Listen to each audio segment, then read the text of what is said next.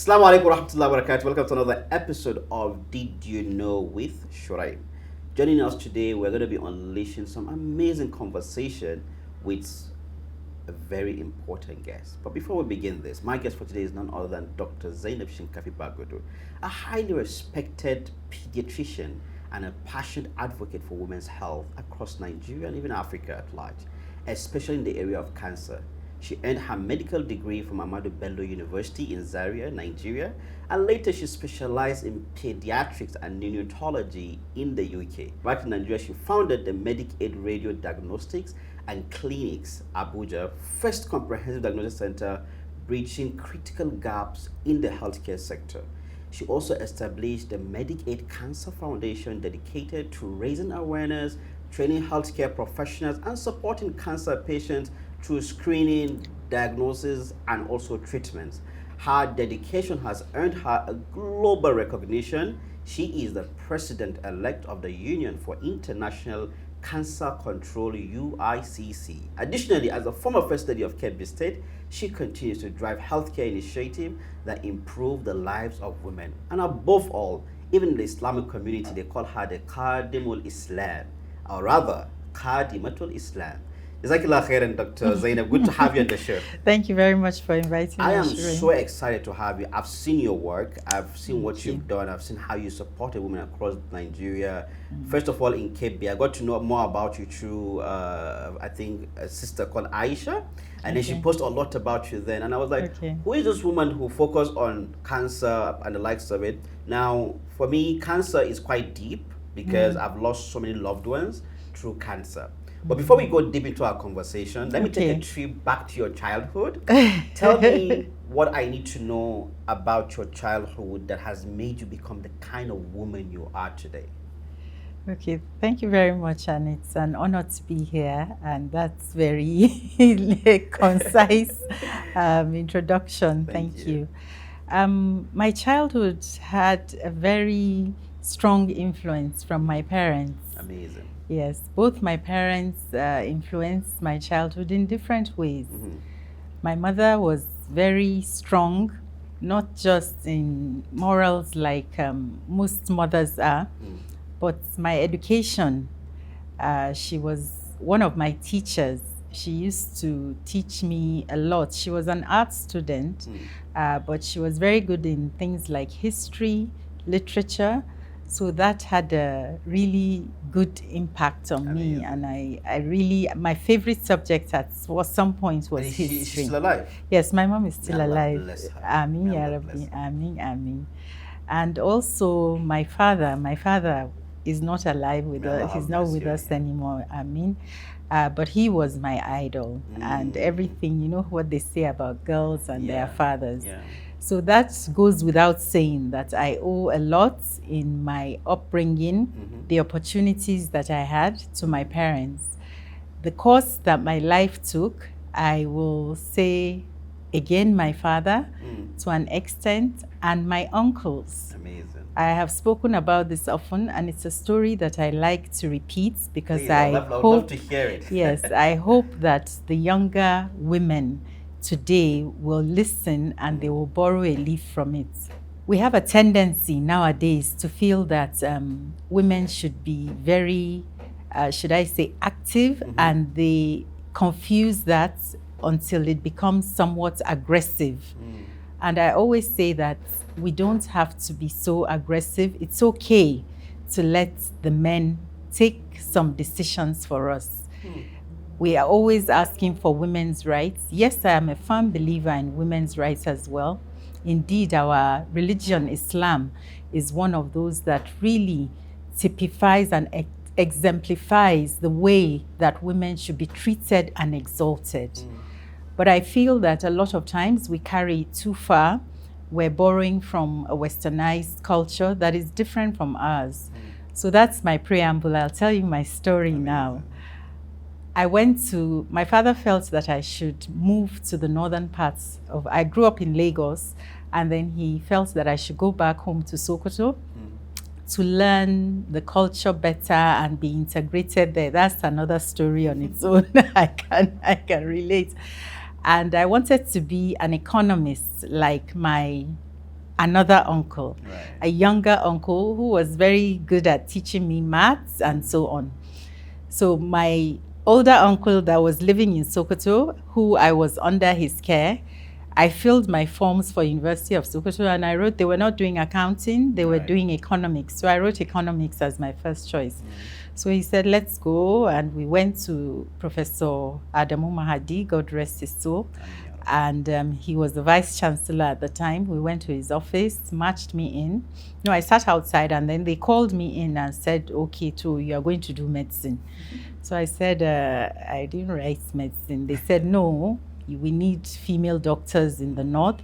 He gave me a good telling of how can you, my results were good. So how can you have results like this and say you want to do, you're going to do medicine, you're going to be a gynecologist. Right. So I said, okay. I went off and became a gynecologist. It wasn't bad. I became a doctor. Sorry. I started medicine and I studied it and I did well. I think that's why I'm here today. Amazing. So that decision, I didn't make it.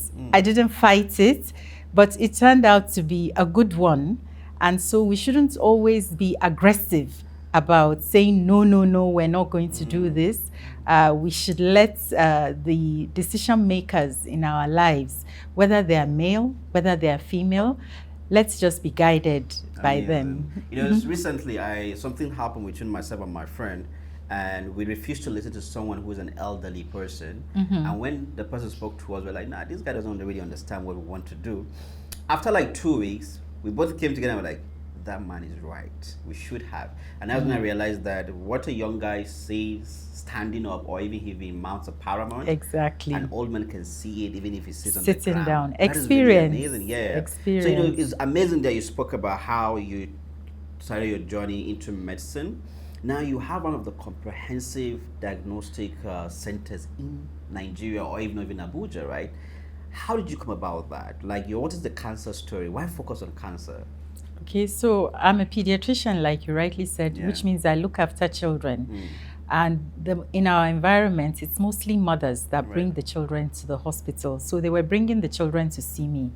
I'm a female in the northern parts of Nigeria, so they could relate to me. I think that's why they wanted me to do gynae, but no. Anyway, I ended up in pediatrics because that was the area that I liked the most. And the mothers in the northern parts of Nigeria would use the opportunity to intimate me about things that were personal to them, their health. I'm bleeding a bit off my period. I have this lump under my breast and so on. And so I realized that, and I had that high sensitivity. I had a breast lump too, actually. So I was sensitive about it and I was helping them. And even when they do the mammogram in the center, in the diagnostic center, the mammogram is an X-ray that looks at the breast tissue in greater detail. So when they do the mammogram, they would come and ask for what to do. So the low level of awareness that I was seeing was a surprise to me. So we started having awareness gatherings. We started with open evenings, coffee, tea, just sit around, ladies, and talk about these things, bring the professionals in. And from there, they will start to ask you, what do we do? I found this lump. What now? How do I go? So it just grew from there, one thing after the other, and the foundation was started that way. So the foundation came a little bit after the diagnostic center, because initially we were running the diagnostic center as a foundation, helping people. So it wasn't working. So we had to get people separately for that, and it worked better. That's amazing, right? Tell me, what's one thing you think people don't really know about cancer that they should know? Maybe a misunderstanding about cancer, because I lost my uncle recently from cancer, and when he saw he had like a wound on his leg, and he didn't take it serious. And every day we're like, "Are you okay?" You're like, "Yeah, I'm fine." He just went to this hospital. They just checked him and that and that and that, and then over time it began to grow. And when I saw it, I came back to Nigeria and I saw his leg. I'm like, see, we need to go to a hospital. Yes, let's do something. The hospital took time not to even, they were just like a bit lazy. they were not proactive as it should be. After a while, I was like, "Are you sure this is not cancer?" I asked the doctor, is this cancer?" And the likes of it. And he said, "No, it's not cancer. We haven't finalized yet. Blah blah blah and everything." The only thing they told us was come and pick him to take him to a teaching hospital. So we transferred him from that particular hospital to a teaching hospital, whereby they checked him and they realized that he had cancer. Now, at this early stage, we are not doctors, we are not professionals like you, right? Everybody watching right now would want to know if their loved ones have cancer. What should they do? Like right now, ever since my uncle died from cancer, I'm scared for my mom. Every day I'm like asking her, you need to go to see the doctor. Like I take her out, go see the doctor. You need to check you. What do we do, and how do we notice it? Okay, so there are different levels, and your story is a very good one in that it shows you what I think that people should know at different levels. Right. As a community, as should I say laymen, ordinary people, you have a symptom, you have a something that is wrong with your body, whether it is a leg ulcer, whether it is a lump, whether you are bleeding out of the time of your period, whether you're urinating too much. These are all signs of something is wrong. The normal way, as soon as it differs, go seek help. Seek medical help. So level of awareness is very, very important. Awareness is very big, and cancer is also very wide. There are different types of cancers. Every living part of the human body can get cancer.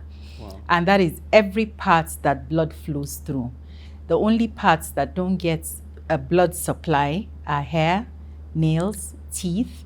Those are the parts that don't get cancer. But every other part, lips, prostate, kidneys, breasts, lungs, there's a blood supply to them, and so they can get cancer. Wow. So any abnormality, anything that is outside normal, sometimes I get a spot on my neck and it goes and comes, it goes and comes. Eventually I did a biopsy. So it's abnormal.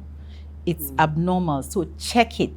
Go and seek help. So that is the level. We need to work with our communities and to dispel, misinformation and misunderstandings and cultural norms that make us feel that this is normal. Or the biggest one that we face is that cancer is something, in Hausa it's called ciwon daji. Yeah. And that means something in the forest, something weird, something abnormal that we don't know anything about. There's a spiritual connotation to it.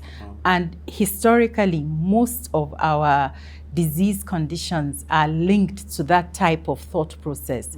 So we take for granted in the Western world, there's an avalanche of information. We don't have that advantage. People are born with that mindset. They grow up mostly in that mindset. And so it's very difficult for them to understand when I come and say, oh, this is cancer. And you have to go and cut it out and take some drugs and, have some my uncle didn't radiotherapy. understand that as well. Exactly. We didn't even do it. So, Like, nah. okay, so at what age are we going to start telling him that? So it should start from early on. It should be something that we do a lot in our communities and really push to change the mindset of our people. That's remarkable. The next level are the healthcare workers. Better training, better diagnostic supports, so that they can have that high level of suspicion for cancer. The worst that we see where clinicians were to blame is with children. Very rarely are children diagnosed of cancer at the early stages. And it is one of the cancers that has a 90% cure rate. But because of the low level of diagnosis that we face in Africa and other low middle income countries, it's something in the region of 25%, the cure rate, because of late diagnosis, simply because they go to hospital, oh, malaria, oh, cough, antibiotics, go come, go come, go come, like that. By the time you're seeing a child twice with a fever of unknown origin, then we should stop assuming it is malaria. So that is to the healthcare workers. I would like to see better training. I'm not talking about just doctors. Sometimes it's a nurse that is treating this malaria for long, or a CHU in the community, in the rural areas, you know. So if we can get them to be more enlightened, it would really be helpful. You mentioned that your uncle went to the teaching hospital. I agree that he went late, but sometimes even when they go early, what are the facilities that our teaching hospitals have? And this is where the policymakers, governments, and even private sector comes in to try to improve the treatment facilities that we have for cancer and access. Do we have enough across the country, the population of Nigeria? How easy is it to get from your village in A to the teaching hospital in B? What distance do you have to cover? It's really the statistics in that area are bad. Aside from that, the other responsibility that is on our government is funding. How do the patients fund that treatment? Cancer is expensive. It's not affordable for even the middle class of our country. So the only solution is to provide insurance that will cover it and to provide more funding. We have a cancer health fund, but it's not enough. We need to have more funding that patients can access properly to treat that cancer. Wow. I am speechless by your response. Thank you so much for that inspiring answer. And subhanAllah, people don't know most of these things you just said. I don't know. But I want to make a promise to you here on this show. Based on what you've said, we are going to be doing content to educate people about cancer. Thank you. Because we don't know about all this stuff. Thank you. The way you explained it and like stuff. Because right now, if I feel anything in my body, I don't go to check it. I don't go to see a doctor or talk to this person. I just let it flow. And then before it becomes a big issue. Thank you so much for that knowledge. Thank you. So right now, let me go back to when you were the First Lady of Kebbi State. Kebbi State. You're a First Lady of Kebbi State. You're a mother. You're a health practitioner. Grandmother. You're a grandma. Amazing, mashallah. I just got married recently. You're going to have another grandchild Yeah, soon. inshallah. Inshallah. So tell me, right, these are a lot of stuff to do. You are managing one of the biggest centers now. You are now the president-elect. You're a mother, a grandmother. How do you cope with the pressure behind all this? How is the emotional well-being, Or rather, let me just keep it in a simple question. How do you make yourself stable amidst the chaos? You're right. It can be quite chaotic. I'm balancing, there's no Maggie in the house, to this patient, her funds have run out, to I have to go to a conference in Geneva or a meeting or something. So I think the key and what has helped me the most is my team spirit and partnership. At all levels, I have partners. I have partners in my kitchen. I have partners in my home. My husband is extremely supportive. When we run out of funds, we go to him and he supports us. Mashallah. I have good partners in the hospital, in the clinic. My team does an amazing job most of the time. And I shout. When I need to, I shout. So I think it's important that when you want to, balance everything out, it can be stressful. There's no doubt about it, but you need to let it out. At the same time, we laugh, we play, we hug each other, but then it has to be a team effort. There's no way I can do it alone. I was recently elected as the president-elect of the Union for International Cancer Control. I'll say that now. It's a 90-year-old organization spread across about 172 countries. Amazing. And it has never had an African president. Never. It's the first time. It's the first time. I said our congratulations again. Thank you. Thank you for the representation. I didn't do that alone. I had a team. It was an amazing team effort. There's no way I could have reached all these people, even just to send the emails. I just used to sit down. Sometimes I'll be somewhere in the world and I'll say, Mukhtar, have you sent? Don't mind Dr. Aminu, he's not done that work. So that's what it is. You have to understand what you're doing, have the right knowledge so that you can spot the gaps as a leader and be passionate about it. So they know me. I wake up at 2 a.m. to Leye, have you done that thing? You know, and yes, he's done it, or no, he hasn't. Let's correct it now. So you need to be passionate. To me, I think that is passion. It comes from my need to see things get done, and let's not fail. Let's give it our best effort. So that partnership at all levels is very helpful. But if you think you know it all, you can do it on your own. I have a young, vibrant team. They come to me with their ideas. Yes, it works. No, it doesn't work. But you have to go with the team. That's very important. And like I said, I have a stable home, and it's important for young couples like yourselves, both the male and the female, to understand very well the pressures of your careers and be support. Yesterday evening, I was with a friend of mine. She's my colleague. I think I'm a few years ahead of her in school, but she just was made a professor of pediatrics. So it was really a very nice moment for us. She had her kids during her training going to school on call with backing a baby. Her husband was a banker, but he supported her, and today they're where they are. She's a professor of neonatal medicine. So it's really nice when you have a stable home. You have to work very hard to ensure that that home remains stable. That's really amazing, and may Allah bless your home, and thank you for the advice as well. So let me go to this question now. In terms of your position, just as we said earlier, as a mother, now you're the president-elect, and you were the former first lady as well, right? There are some policies that you might want to make on your own. There are some things that you would do that might be misunderstood by other people. Now, I am growing. A lot of young people who are watching this program, we are growing. Some of us are extremely popular, some of us are popular, some of us are very good in terms of what we do, and sometimes we begin to get criticisms on issues that, you just wake up this morning and you just see this thing about you, or this person said this thing about you, and everything. Especially in the age of social media today. So everyone just want to gap about everything you do, assuming they know your intentions and the likes of it. As a mother, as my mother now, how have you been able to, because when it happened to me on the first time, I left Nigeria for 3 months because I didn't know how to handle it. And I spoke to Mufti, and he was like, "Sure, you just need to calm down. This is nothing," right? But how a lot of people go through this and they stop their creativity. They stop what they're doing. They stop the good work they're doing simply because someone said ABC about them, or someone they assumed their intention about this. I know you're a leader. You've gone through all this aspect. How did you cope? How did you keep the noise mute? The noise is not mute. The noise is there.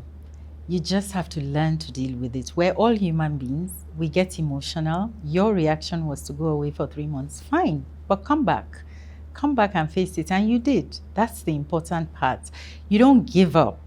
We're allowed to feel bad. Yes, we have things. Sometimes it's about me. Sometimes it's about my husband.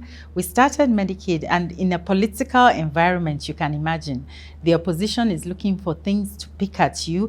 I think it was in my anyway, I will mention that. My first few days, since I started, I might as well. Some police lady it was very windy where I was speaking. So my oddly put her hand, she held the mic for me. It went viral. They have stopped holding bags. They're now holding mic for her. She can't hold, but it was very windy. I had to hold down the papers, and then she held the mic, and we were giving. So it's, I could say, I don't want an orderly. I'm not going to do this. But why? Why expose myself? And also I think the best example I can give of what happened to me was with Medicaid Kebbi. We started a branch of the diagnostic center in Kebbi State whilst my husband was the governor. And I just started it because I felt that they didn't have enough high-level diagnostic facilities. There was no digital X-ray in Kebbi State.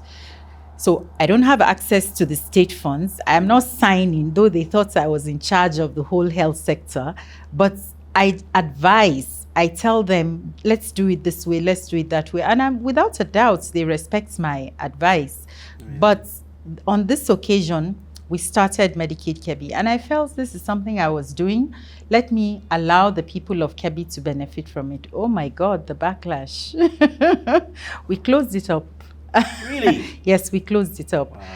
And somebody, a former first lady, later told me that if I had told her, she would have told me not to do it. Wait until after, because whatever you do, it's always going to be seen as government resources. You are using the state funds to do your own private thing. Even the walk, it's an awareness walk. It's something that we do every October. We invite, it's a huge walk. I attended once. Oh, great. So we expect you this year. We have it every year. And it's something that we use to generate funds for cancer patients. We use to create awareness. We use to drive policy. There's so many aspects to the walk. So we had 1 or 2 in Kebbi.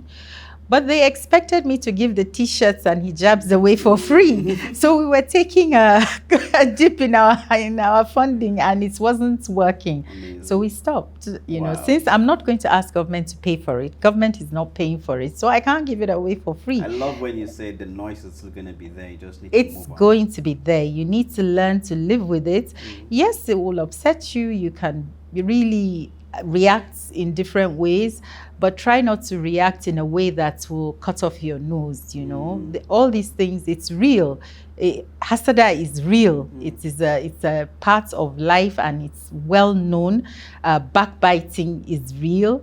Even the Prophet ﷺ, we saw so many incidents narrated, whereby Aisha, his wife, so many hadiths that tell you about those type of things.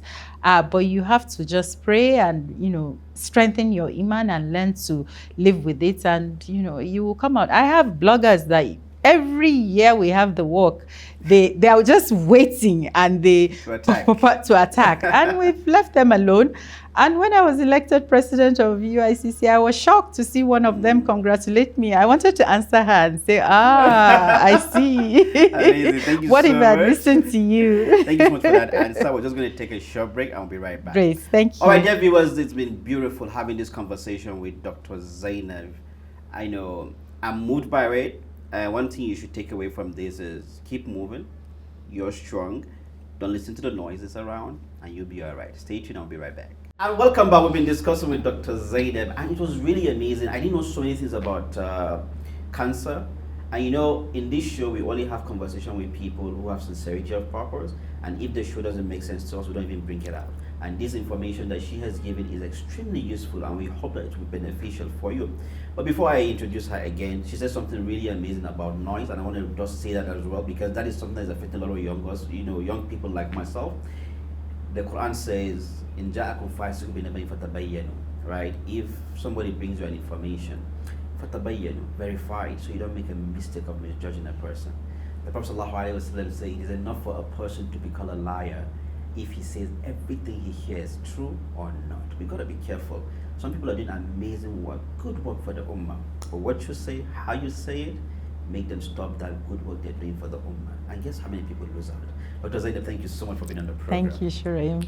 I see you've been doing Ramadan program for the past 8 years now, or rather this is the 8th one you're having, am I right? Alhamdulillah, and it's been remarkable. yes. And I was so perplexed by the fact that you're doing so many stuff. I still do Ramadan programs as well, where you have different scholars. Yeah. I've seen them like some Mufti Meng Ismail, Yes, been on the Mufti, program, and yes. so many amazing scholars. Dr. Jabir Mehula been on this Yes. Ramadan program. Yeah. I see it was done in Kebbi before, and it had like a lot of traction. I've never been to anyone, but I always know when it's happening. I Good. always know when it's happening. That's great. Tell me, what motivated you to start up the Ramadan lecture? Simply because, why am I asking? A lot of people that are in power, and you started this when you were the first lady, am I right? Yes. A lot of people that are in power just feel, we don't want to do anything that has to do with the deen and everything. They stay away from the deen. In fact, people are scared to speak to them upon the deen stuff, right? So I'm really impressed by the fact that you took up this. Now, you didn't stop even when you stopped being the first lady of Kebbi. You continued it, and this time you're also having another one virtually. Tell me, what is the motivating factor? So, your deen is a very personal thing, and it's a journey, and you have different levels depending on what stage of your life you're in. And I find a lot of peace and consolation when I read the Quran. A lot of the advice that I spoke about, that I got from my father, may Allah have mercy upon his soul, was in the Islamic context. And he would quote the Quran, Hadith, and guide you with that. So that was my upbringing. And as the First Lady of the state, I don't agree that leaders shy away from religion. I think what it is that it has been politicized. And that journey is something that is personal to whoever is there. They could decide to use it to have more sect. If you have more of this sect in your state, maybe you want to use them. Religion is a weapon, and it can be used to either unite or destroy us, as we can see in so many places happening. And if you have that mind that you want to, that intention that you want to use it to benefit the Ummah, then so be it. And for me, that was my driving force. We have a lot of women. Again, I don't mean to sound like a broken record, but I had a supportive husband. He was our leader, and he's somebody that believes in women and believes in supporting women. Right. Not just me or his daughters, but generally, a lot of the programs that were, started in Kebbi State focused on women. He took a lot of backlash for it, and I would be blamed for it. Like, it was the first time every local government, 21 local government areas, had a female councillor. It's the only time it has ever happened in northern Really? Nigeria. In fact, in Nigeria, yes. I haven't heard about this. Yes, it was under him. Amazing. And, it's another story before and after. So you can imagine the backlash that I got for that. One out of maybe 6 councillors or 8 in the local. So, but every local government, we made sure that there was a woman for all the 8 years he was there. So I was saying that religion is a way that we can unite, and we can use the teachings of religion, of Islam in this case, to educate our women. We spoke about mindsets, we spoke about religion, cultural misinformation and superstitious beliefs that are overlapping and people wrongly blame religion for. So I saw Ramadan as a period where let's not just come together and break fast and be merry. Yes, we can do Taraweeh prayers, but let us also learn. Let's gain something from both ourselves, our female scholars, male ones, and international scholars. So we started it, and we were able to network very well and get such scholars to come and educate the women of Kebbi State. The greatest criticism I think that First Ladies face is that there's no sustainability to their pet projects. If I had one pet project in Kebbi, it was the Ramadan lecture. We had 7, and I felt that it's something that we should continue. But of course, it has to take some tweaking. I can't continue to have the Kebbi State Women's Ramadan Lecture, which is why we repackaged it, and we're doing it online for the first time, and we will give the women access to it as it grows in this new context. It was a state-sponsored program. The wife of the governor is still having lectures in a different way from the way we did it. So my team and I felt that we have a branded program, a very popular one, which even you are aware of, and it transcends Kebbi. We had people join online from different parts of the world, not just Nigeria. And it's also a legacy that I want to maintain during my lifetime and after. And I hope that my children, and when I say my children, yourself inclusive, will uphold that legacy, targeting women. My last question was going to be, what legacy do you want? But this has answered the question, and thank you so much for this. Thank you. But before I end the program, there are a lot of young girls who look up to you. And I know some personally. And when I spoke to a few that I was going to interview you, someone like, oh my God, you know her? Like, yeah, I met her, she's good, she's kind. I run away from people from power. My friends know me for that, because I just don't want to, I have this weird way of dealing with, teens, so I stay away a lot. But whenever I meet an influential person, they stand out the most to me when they're the most humble, extremely intelligent, and they know exactly what they're doing. Not that Allah gave them the privilege and they didn't maximize it properly. But when I spoke to a lot of people, especially the girls that I know, they say, please ask her a question. And what question would you like me to ask her? Ask her, what advice would she give us if she was our mother and our leader at the same time? Well, it's not one-off advice. It's a lifetime of continuous advice. And I mentor young girls a lot. And I want to tell them that it's not all about glitters. It's not just about, oh, you can see me there talking. I mean, some of them say, oh, is she the one speaking that English or is she recorded? It's hard work. You put in the hard work. You have the faith. You put in the work to what you believe in. You can't just come and say tomorrow you're going to do this and do that without putting in the work that it entails. Just yesterday I was talking about people see the end game and they don't look at the struggles that come behind. There was a time I used to wake up, in fact, that's how I came back to Nigeria. I would wake up in the morning, when I was training in the UK, I would walk to the bus stop, take the bus to the underground station. The underground station, I would take it to Waterloo, go on the over-surface train. I would get to Surrey. I'll take a bus to get to the hospital. So, to get to work at 8 a.m., I have to leave home at the earliest 7. So whatever you're doing, people don't see that side of it, You put in that work and you have to be organized about it. It was on one of those days I was going and my dad and his friend, late Adamu Augimi, Allah rest his soul as well, came back from a trip to America and I was leaving the house. It was earlier than 7, in fact, I had to leave by 6 or something. And they were just coming in. So he looked at me and said, I had finished then. I was a consultant and I was working in Ealing, which wasn't too far then. And he looked at me and said, Zainab, what are you doing? And it started to sink in. Like, okay, I'm done here. I always wanted to come back home and I know I'm coming back home. I spent 9 years in the UK.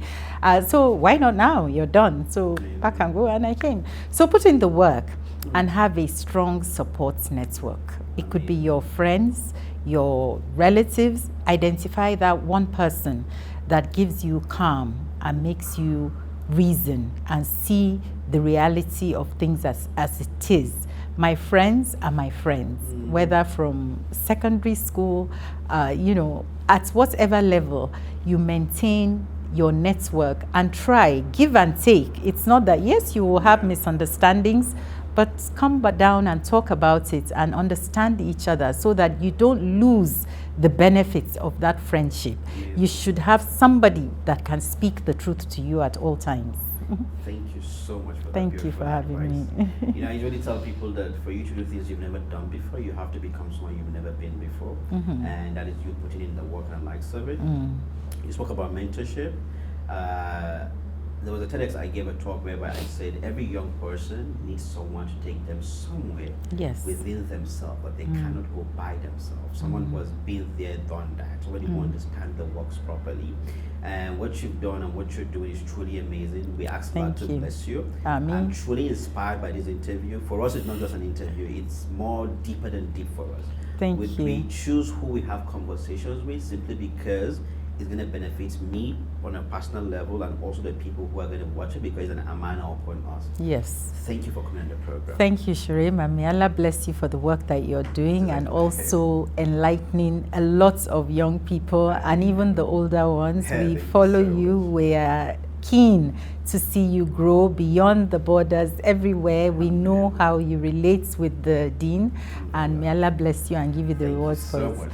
And your wife is a lucky woman as well. Oh my God. I'm going to show her this clip. Yes. Thank you so much for coming on the program. Thank you. All right, dear viewers, we've come to the end of this episode. You've learned what you need to know, and as we always say, it's now for you to implement what you've learned. So if you're going to be taking note, take the notes. And also, if you haven't taken note while watching this, play it back again.